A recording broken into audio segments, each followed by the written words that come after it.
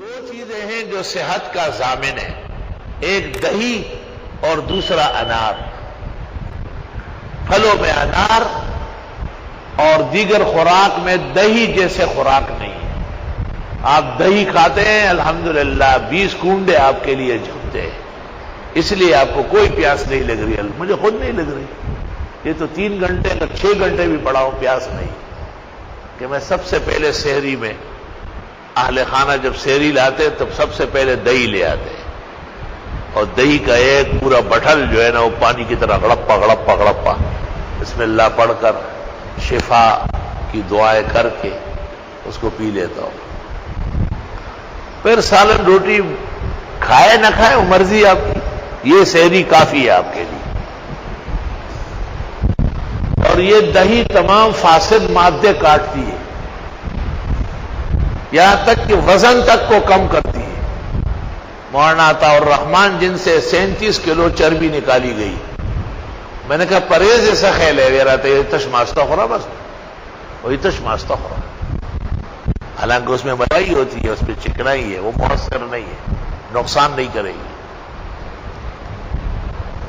اور انار، خوشحال خان خٹک نے کتاب لکھی انار نامہ، 500 فائدے نقل کیے۔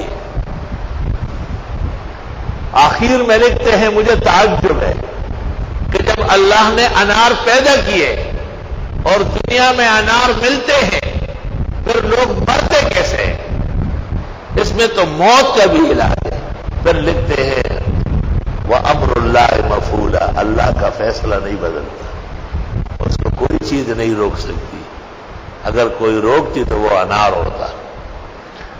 دا تراوی دخوگون لا بہتر دی، دا تراوی دخوگون لا بہتر دی، اور یہ کٹے انار میٹھے سے زیادہ بہتر ہے۔ میٹھے میں تو شوگر ہائی ہوگی، کٹے میں ڈاؤن ہوگی۔ دا تراوی دخوگون لا بہتر دی۔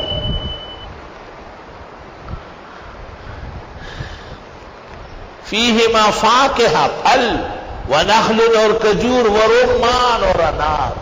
وہ ایک دن ان کے لیے انار لاؤ بھائی، پتہ نہیں ہے یا نہیں، آج کا موسم ہے کہیں سے نکل آئیں گے۔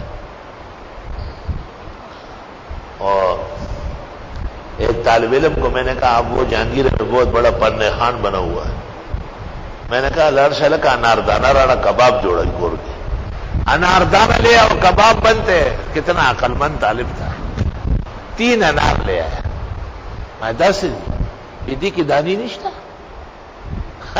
اس میں دانے ہیں نا، دا انار دیا گیا دانا دا اگر وہ سوزی ہو وہ چیگی ہو بے وہ کباب کے چولے کی، لا الہ الا اللہ۔ تو انار شوق سے کھایا کرو اور پیٹ روٹی سالن سے کم بھرا کرو تاکہ پھل پھول آپ پر اثر کرے۔ فَبِأَيِّ آلَاءِ رَبِّكُمَا تُكَذِّبَانِ۔ اور تبلیغ روایت ہے کہ ہر انار میں ایک دانہ جنت کا ہے۔